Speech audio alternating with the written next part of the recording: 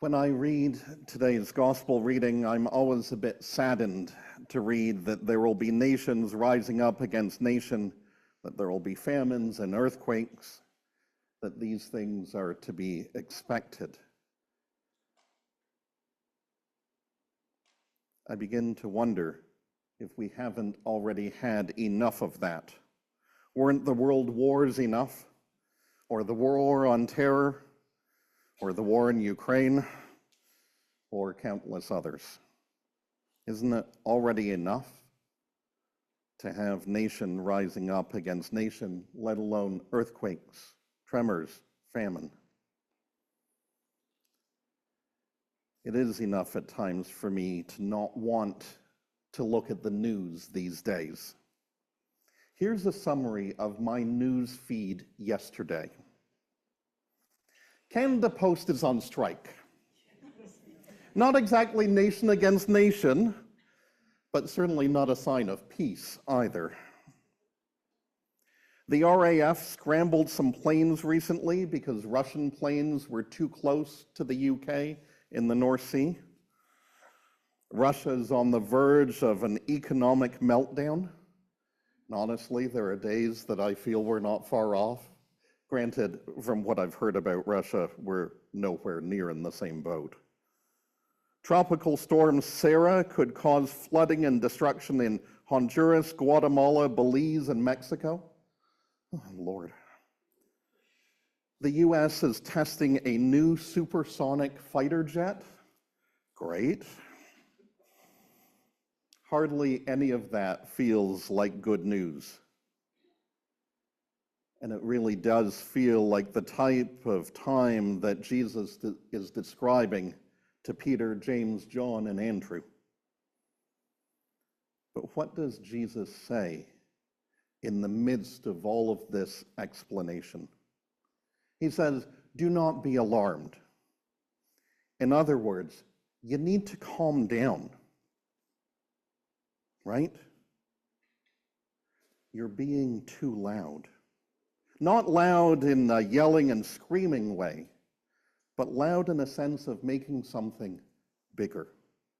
Bigger than it needs to be. Loud in a sense of being strong or emphatic. But what are we to do if we see all of this happening?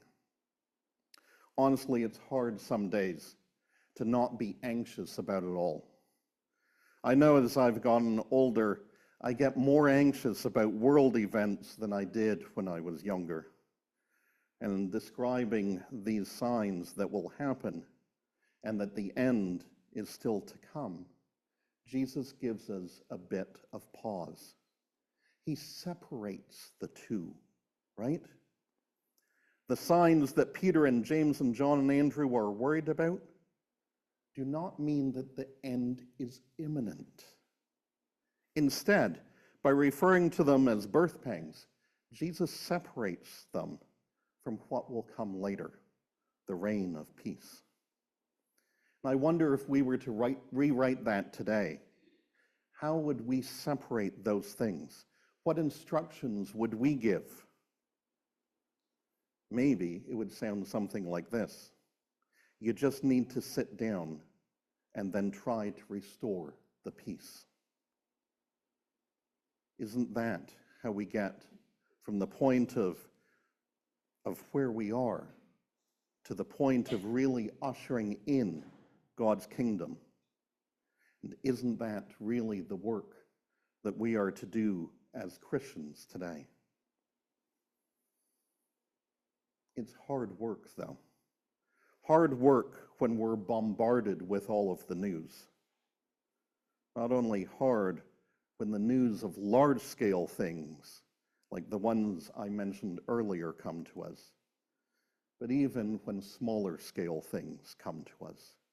It's hard to not get caught up in the anxiety, the stressing, and the obsessing. We can easily work ourselves into a frenzy about what is going on in the world. But Jesus calls us to usher in that reign of God, that kingdom, that time of peace, in between the time of the signs and the world to come. In order to do that, we need at times to control our urges to scream, and to scream about all of the people that we hate. Our life as Christians isn't about building monuments with big stones and big buildings.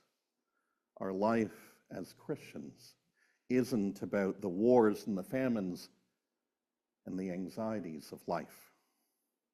Our life as Christians is about how we live lives of peace between those signs and the time that is to come. For our ability to stop stressing and obsessing about what is to come, for our ability to calm down and dwell with Jesus, for that we give thanks today. Amen.